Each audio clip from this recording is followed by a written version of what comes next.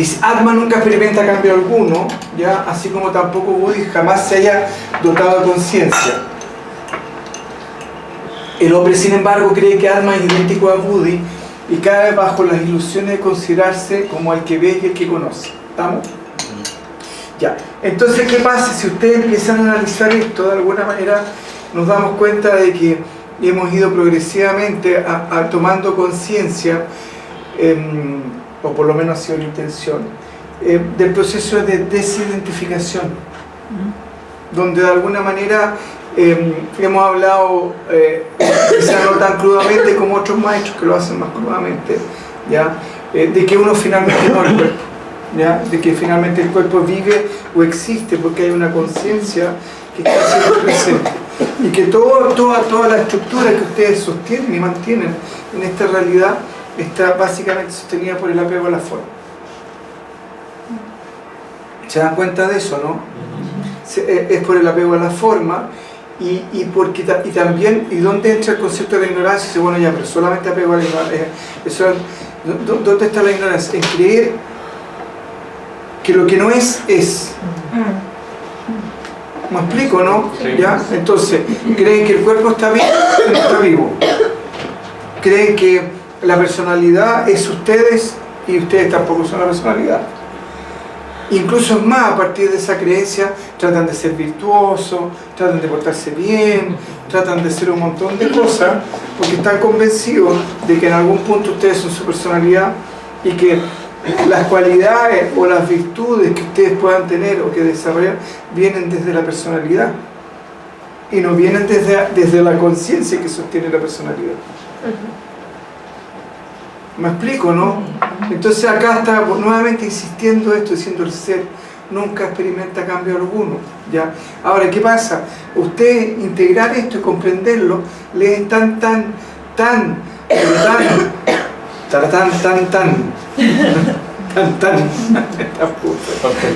faltó el tambor mayor, ¿ya?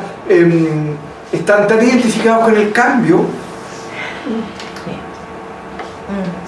que concebir una realidad de no cambio es prácticamente imposible, porque lo asocian con la muerte, lo asocian con no vida. Entonces ustedes asocian vida con cambio, y resulta que el cambio es la muerte, po.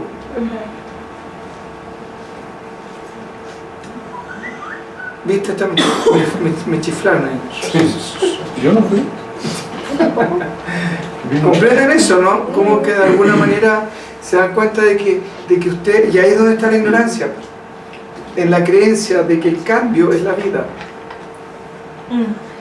Y la verdad es que ustedes lo que pasa son unos sarcófagos con patas que andan dando vueltas por ahí, son ataúdes con patas, porque en el fondo donde se metieron es lo que muere. Por lo tanto, este es el mundo de los muertos, no el mundo de los vivos. En estricto rigor es el mundo de los muertos para que uno se muera, ¿no? Entonces podemos decir que en estricto rigor este es el mundo de los muertos, no el mundo de los vivos.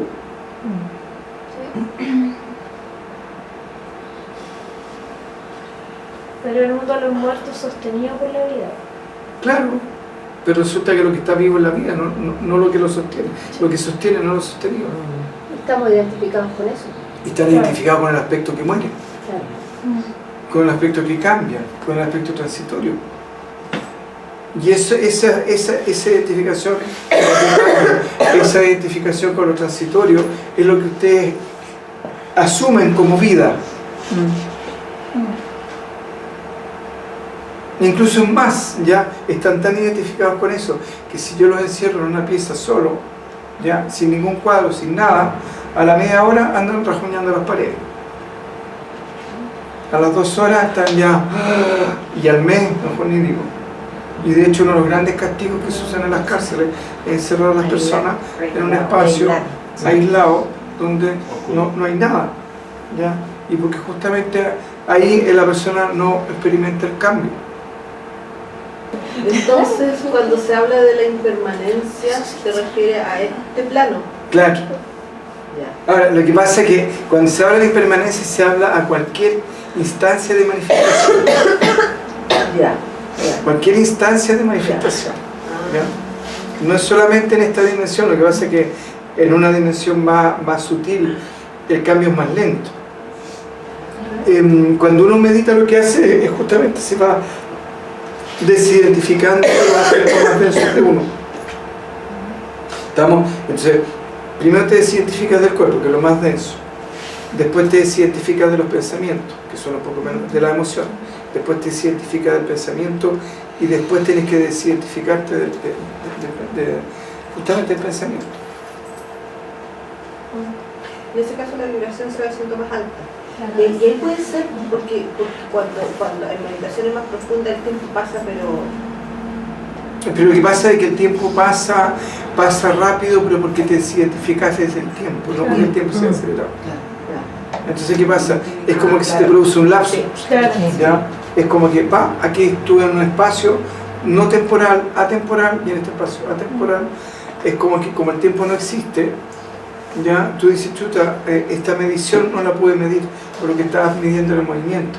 O sea, al entrar a un espacio temporal hay una realidad de no movimiento, y en esa realidad de no movimiento no es cuantificable. y como no hay movimiento no hay cambio. Claro, exactamente. Lo que importa es entender cómo nosotros nos estamos constantemente relacionando, estamos asociando el cambio con vida. Y cuando sentimos que nos salimos del cambio, es como que entramos en un proceso de muerte, que al revés. ¿Y dónde esto que conocimos que nosotros es la vida, es la muerte? Porque aquí es donde se mueven las cosas, se mueven los arbolitos, se mueven los pájaros, bueno, se mueven los quiques, pero no se los comen. Porque asociamos vida al movimiento. Exactamente. Algo que está vivo parece que estuviera como exaltado, como moviéndose. Y asociamos vida con individualidad. Sí. Y asociamos realidad con eso. Y asociamos realidad también con individualidad. Maestro, ¿puede ser que haya una percepción doble de qué soy yo? Hay una percepción doble. En el sentido todo el rato de que lo que yo siento que, si bien todavía no he tenido la experiencia pero siento que, si bien sí, yo me identifico con que soy la Carla, que soy los pantalones, que es periodista, que todas las formas y colores, que no me he podido desidentificar de eso, pero paralelamente igual hay una pequeña sensación de que hay una espalda, algo atrás que no se mueve, que me sostiene, que es la vida y no en los seres vivos, ¿cachai? Pero que es doble. No, es doble, pero porque tú estás experimentando la dualidad, pero en sí misma no es doble. Es que antes no me pasaba. Pero lo que pasa es que ahora te empezaste a dar cuenta de que hay algo que tú sostienes una realidad. Entonces te diste cuenta que, chuta, yo sostengo una realidad, pero en ese yo sostengo esa realidad, yo siento que soy lo sostenido, no lo que sostiene. A pesar de que soy yo quien sostiene. ¿Comprenden eso, no? Sí. Estamos, ¿no? Entonces justamente el paso es darse cuenta de eso, de empezar a intensificar esta sensación que soy yo el que sostiene y no soy lo sostenido. ¿Me explico, no? Sí. Y esa conciencia de yo soy quien sostiene y no lo sostenido, la están experimentando las 24 horas del día. Porque ustedes son la pared que está sosteniendo las letras que están ahí. Y que si bien es cierto, las letras están en la pared, incluso más, nosotros podemos leerlas, incluso podemos tomar una foto, incluso más, podemos tomar una regla y medir cuánto mide cada letra. La pared nunca fue afectada. Nunca fue afectada. Entonces, en términos acá es lo mismo, en el fondo tú eres la pared que sostiene toda esa información, y por mucho que sostenga esa información a ti no te afecta, porque en estricto rigor la pared no es afectada, y la afectación que tiene es temporal, porque se acabó ¿cómo se llama? El proyector apagó la luz y la pared sigue igual. ¿Comprenden eso, no? O sea, ¿comprenden cómo ustedes el fenómeno ilusorio que ustedes tienen, ¿ya? Y de ahí de donde yo pataleo y grito y aullo, ¿ya? Y tengo, ¿cómo se llama? Tengo que soportar la angustia de algunos que dicen, ¡no! Cuando yo les digo que la razón es una casa de pescado, porque justamente la razón es la que está sosteniendo esta creencia. Porque lo que hay ahí es pura información nomás. Lo que hay ahí es pura información y lo que está permitiendo que esa información exista en la pared. Porque si yo la proyecto al infinito, esa información es ilegible. ¿Comprenden o no? Entonces, la razón te hace... ¿Por qué? Porque está validando, en este caso, está validando la información por sobre la pared. Y de hecho nosotros estamos validando la información sobre la pared. De hecho estamos más preocupados de lo que dice ahí, que es la pared. Sí. En serio, sí, mira, no es que la razón sea una cabeza de pescado, no es que acá, el racionalismo es complicado, no la razón. Porque justamente a través de un proceso, entre comillas, usando las razones que tú haces el discernimiento, dices esto no es, o profundizo, voy más allá de la forma, ¿no? En el fondo, traspaso.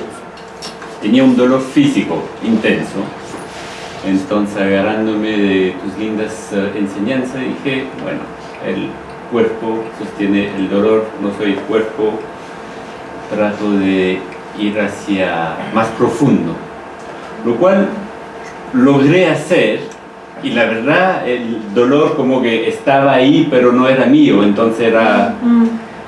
Pero, exactamente, es el estado. Pero, está, pero no lo que me bloqueó es el hecho de decir, pero me estoy identificando a otra cosa. Claro. Y eso tampoco es, o sea, sí, no. porque la desidentificación debería ser total y no logré o no logro hacer este segundo paso, no sé si me explico. Sí, no. Porque el ser es presencia. Sí, pero es como un yo identificado a una esencia. Y ahí hay como, pucha, ¿por qué hay el yo? Pues todavía, pero está bien. Ahora, ¿cómo lo resuelto en ese momento? Con la simple reflexión, el ser es presencia. Por lo tanto, como es presencia, no puedo dejar de presenciar esto. Si lo hace en ese momento, ¿me entiendes? Porque aquí hay que tener cuidado, porque a veces uno hace ciertas cosas y realmente es un salto en la conciencia. Y en otros casos es como la cuchara que revuelve la sopa y no puedes sentir el sabor. ¿Me comprenden o no? Sí, buena. Entonces, en un momento yo puedo decir, yo soy Brahman y tener la experiencia de la totalidad. Aunque sea un segundo. Oye, si es que tengo un samai, me duele un ratito, pero lo tuve. Y otro dice, yo soy Brahman y es como cuando pelean con las cacerolas, son igual, tac, tac, tac, tac. Me explico, ¿no? ¿Me cachai, no? Entonces en ese estado donde de alguna manera estaba siendo afectado por los estímulos externos y obviamente te fuiste para adentro, ¿ya? Para evitar eso, ¿ya? Pero justamente en ese proceso empezaste a desidentificarte, donde, claro, entraste en un estado de presencia, pero donde te juzgué para pasar, donde te dijo, pero ¿quién está percibiendo? Entonces hay un ego que quiere percibir. Claro. Y ahí sonaste. Sí. Mientras si tú hubieras dicho, ahí hubieras entrado en silencio, simplemente te entrega la experiencia. Y dices, hay una presencia y me entrego la experiencia en silencio. No, pues está sucediendo un proceso. Y incluso más, podría haber llegado hasta haber perdido la percepción de observador y simplemente hubieras participado en suceder. Sí, entiendo. ¿Me cachai, no? Sí, Y pero donde no había un yo que estuviera, simplemente había un proceso sucediendo. Y donde en ese proceso sucediendo, si bien es cierto, no había un yo que estaba involucrado, pero sí había una conciencia de existencia y de ser, y quizás en ese instante era sentido, no sé, que eras todo, que eras el dolor, que eras el no dolor, que era la percepción, todo, ¿entiendes? Lo que percibía, lo que no percibía, lo que estaba doliendo, lo que no estaba doliendo, la identificación, todo, no hubiera habido separación de nada de lo que estaba sucediendo. caché también de que a mí también me ha pasado eso, como que trato de atrapar la experiencia del Samadhi, por ejemplo. Cuando Claro. entro al Samadhi, como que tratáis de atrapar esa experiencia y rápidamente se fuma. Claro. Entonces, en esas instancias, ¿qué sería recomendable? Porque en el fondo ahí, caché que en el fondo el que quiere atrapar es el ego. Entonces, ¿cómo lo hago? ¿Qué se hace? Ahí tienes que preguntarte quién está sosteniendo esto, profundizar la experiencia, ir más profundo, ir más profundo, ir más profundo. Porque lo que pasa es que tú todavía estás esperando algo. Hay personas acá que están atrapadas en la espera de que suceda algo. Y que ese algo nunca va a suceder. Porque está sucediendo siempre, la 24 horas. Si no puedo esperar que suceda lo que está sucediendo. Bueno, lo que sucede ya sonaste, ya pasó. Pero lo que está sucediendo. Sí. ¿Me entiendes? No puedo esperar que suceda lo que está sucediendo. ¿Qué sucede? ¿No me comprenden o no? Entonces, si no puedo esperar que suceda lo que está sucediendo, lo único que puedo hacer es volver a decir, se lo he hecho hasta cansancio. Es un acto de entrega. Entréguense a la existencia, entréguense a la vida, es un acto de entrega. El punto es soltarse, entregarse, es volver en el fondo. Pregúntense cuánto deseo tienen a renunciar a su individualidad. Y ahí se van a encontrar con Mara, la amada Mara. Ya, porque ¿quién es Mara? Mara es el miedo a la muerte. Si es eso nomás. Porque el miedo a la muerte es la raíz de todas las tentaciones. El miedo a la muerte es la raíz de todos los deseos. Porque cada deseo me hace sentir que estoy vivo. ¿Sí o no? Cada deseo me hace sentir. Claro, pues. Sí, pues. Entonces la raíz de todos los deseos es la madre de todos los deseos. Entonces, por el miedo a la muerte, al final no nos entregamos a esa experiencia. Exactamente. Entonces es súper importante entender eso de que las cosas por sí mismas no tienen vida. El ser es el que le da la vida a las cosas. Me refiero a cuerpo, emociones, sentimientos y lo que sea.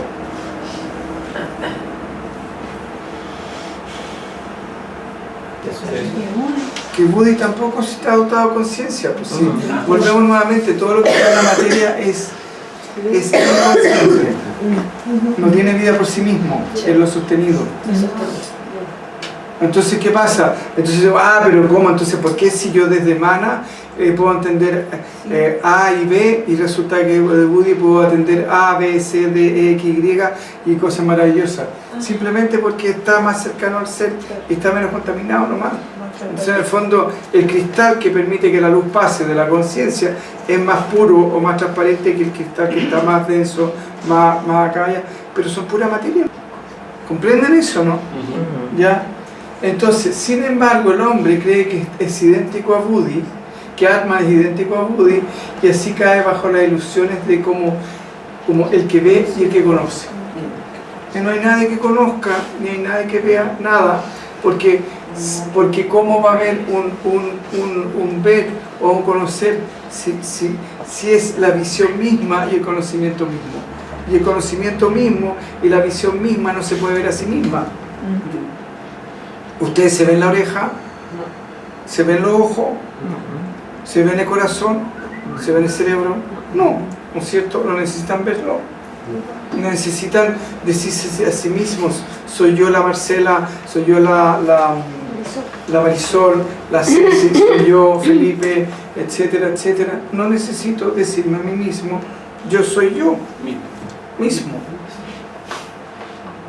¿Comprenden o no? Entonces se dan cuenta cómo se atrapan en la necesidad de descubrirse y verse, y por eso no se ven ni se descubren, porque están tratando de descubrir y ver lo que es indescubrible e invidente, no sé cómo se dirá, invisible.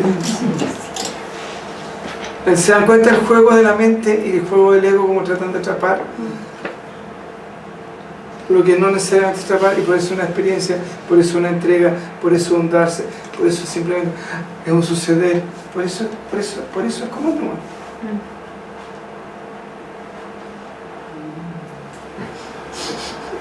Buddhi nunca. Buddhi obviamente es una modificación del prakriti de la materia que tiene como naturaleza ser inerte e insensible. Buddhi, el intelecto, y manas, mente, ¿ya? Son las funciones de decisión y especulación de los internos, son términos frecuentes usados como símbolos de ignorancia. ¿Estamos? Entonces, tanto Buddhi, claro, nesencia, esa palabra estaba olvidada.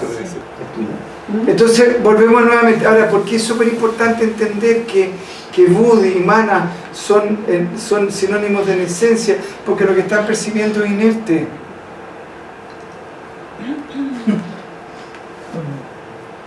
¿Comprenden eso, no?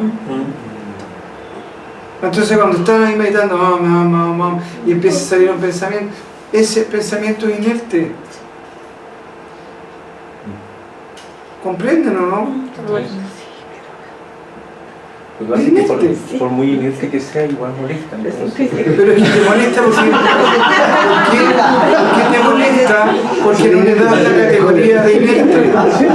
Es que es súper importante entender lo que dijo el Hernán, que molesta porque justamente uno le da la categoría que está vivo y no inerte. Sí, pues Exactamente.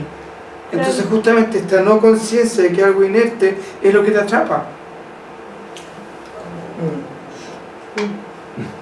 Y por eso lo pasan mal. Incluso hay gente que puede decir, hoy sabes que no puedes meter porque te dan todos los pensamientos vueltos locos acá allá.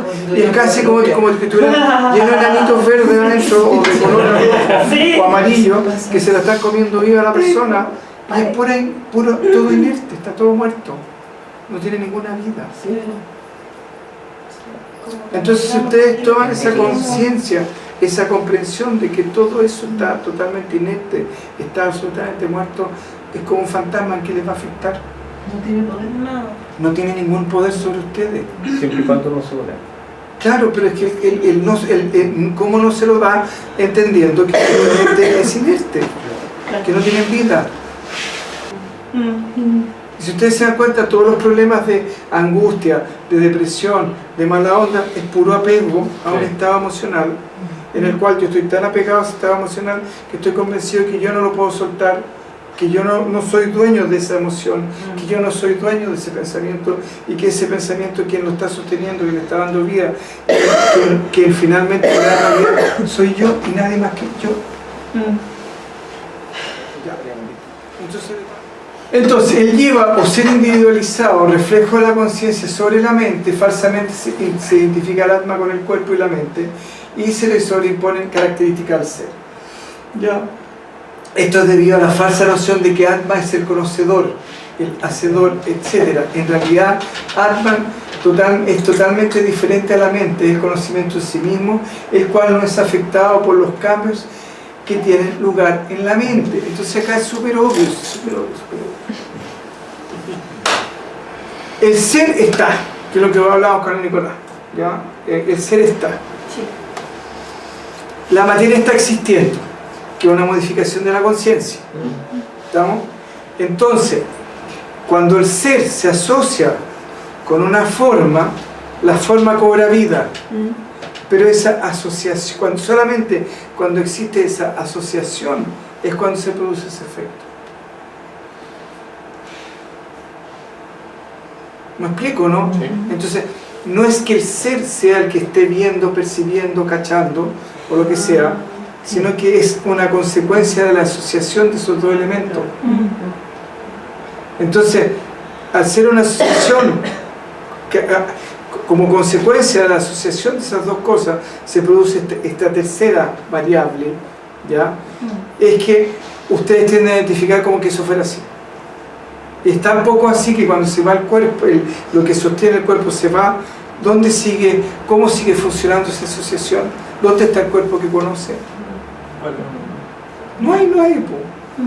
Entonces, es la asociación de la conciencia con la materia, cuando se produce esa conjunción, cuando se produce esa asociación, es cuando surge esta creencia de ver, percibir, sentir. ¿Por qué? Porque lo que está evolucionando es la materia, no el ser. Y la materia evoluciona a partir de su darse cuenta. La piedra se da cuenta que hace una cierta temperatura, se contrae. La piedra se da cuenta que a una cierta temperatura se expande. La planta se da cuenta de esto, Ya, el arbolito, ya, el tagrigrado, o sea, entonces se dan cuenta que todo el proceso evolutivo es simplemente darse cuenta y nada más. ¿Qué es lo que rige la evolución? El darse cuenta. Y este darse cuenta surge a partir de la asociación de la materia más la conciencia, porque lo que evoluciona es la materia, no es la conciencia. ¿Y cómo evoluciona la materia? Evoluciona hacia un estadio donde cada vez puede expresar con más intensidad el poder, el amor y la sabiduría. Entonces, si conversamos hoy día, conversamos de que justamente el proceso evolutivo es ese. ¿Cuán capaz soy yo? ¿Cuán evolucionado soy yo o menos evolucionado? Soy más o menos evolucionado en la medida en que ¿cuán capaz soy yo de reflejar la conciencia del ser? ¿Cuánto soy yo capaz de reflejar más sabiduría, más amor y más poder? ¿Me explico, no? Sí. Entonces, eso es la evolución. Eso es una persona con más conciencia. Eso es una persona más evolucionada. Nada más.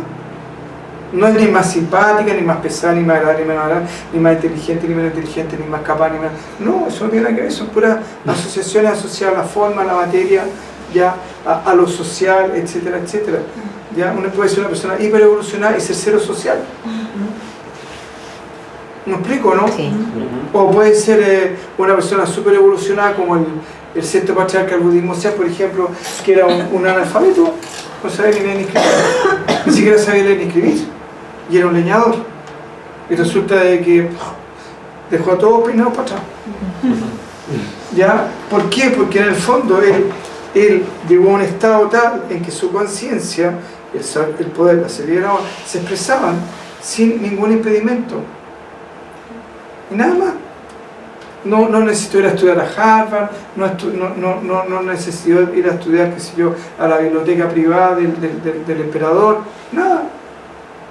Y más, ya le dio, como dicen, cancha tiro y lado, ¿ya? Cancha tiro y lado a todos los eruditos de esa época.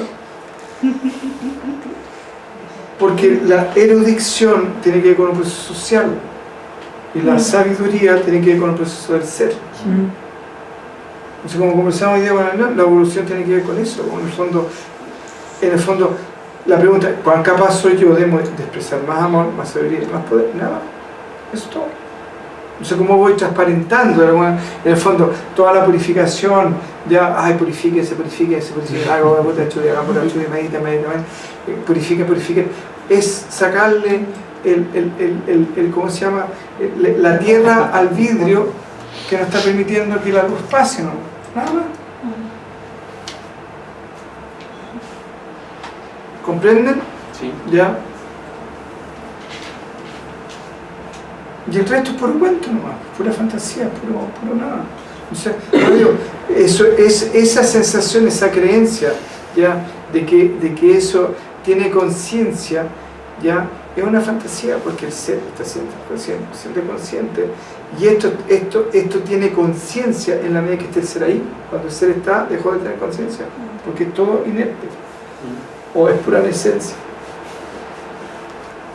Debido a esta falsa noción de que Atma es el conocedor de la nación, en realidad Atma es diferente a la mente. Es el conocimiento en sí mismo el cual no es afectado por los cambios que tienen lugar en la mente. ¿No? Entonces esta creencia que muchos tienen, que dicen: se está haciendo de que era Manasa. Sin mente. Manasa, sin mana, sin mente, Manasa. ¿Ya? Tarao, Claro. es la taradez más grande que hay, porque si es la plena conciencia y es la fuente de todo conocimiento, de toda sabiduría, ¿cómo no va a estar ahí cómo no va a poder, si justamente la iluminación es el estado de máximo darse cuenta en esta realidad? Entonces, si el máximo estado de darse cuenta en esta realidad de la iluminación, ¿cómo no me voy a dar cuenta de la existencia? Y ahí caen en la trampa nuevamente. ¿Por qué? Porque tienden a creer que el conocimiento que es racional, es información. Y en algún punto tienen razón, un poco como jugaban con el Yan, bajo un punto de vista así, bajo un punto de vista, ¿no? Pero no es pero la mente no es la fuente de la información. ¿Me explico, no? Sí. Entonces, podríamos decir que hay un conocimiento material o materialista o de materia, y un conocimiento que sostiene la materia y que la trasciende en sí misma, y es el conocimiento del ser. Por lo tanto, esta creencia, esta fantasía de que, ay, si trasciendo va a quedar amenaza, va a quedar, no va a poder hablar ni nada, no hay que ver, chancho en misa. O sea, si está haciendo un domingo, ¿puedo ir a trabajar el lunes? Exactamente, sí, de hecho había No hay antiguamente. como el No, sistema nervioso que no, bueno, 8 días vaya a pasar quizás ahí dándolo. Pero Trasciende en vacaciones. Por pie de licencia. claro, Licencia. antiguamente había reyes que estaban trascendidos. Ya en Nisargadatta habla. Entonces si no o el ¿cómo se llama el otro? El Ramana Maharshi, ya ellos hablan. Entonces si no tuvieran mente, De hecho, ¿cómo hablarían? El Andrés también habla. ¿Ah? El Andrés también habla. ¿Me cachan o no? Entonces ¿cómo va a hablar? Si no hay, me explico, no se dan cuenta. Y Nisargadatta también, él no estudió en la Universidad de Varanasi o qué sé yo, en la Universidad de Bombay, filosofía hindú. Él era un vendedor de cigarros y está considerado una de las máximas expresiones de la conciencia. Entonces, volvemos a lo mismo. Dice, en realidad Atman es diferente a la mente, es el conocimiento en sí mismo, el cual no es afectado por los cambios que tienen lugar en la mente, ni siquiera es afectado por la información que puede manejar la razón. Porque todas esas afecciones tienen lugar en la personalidad, tienen lugar en la mente, en la propia mente. La propia mente es la que es afectada. No es el ser. Entonces, como están tan identificados con la mente, piensan que esa afección que ustedes mismos le provocan a su propia mente, ya piensan que es un algo, una identidad diferente a ustedes que los trasciende. Y nada que ver. Son igual que el perro que está tratando de la cola. Sí.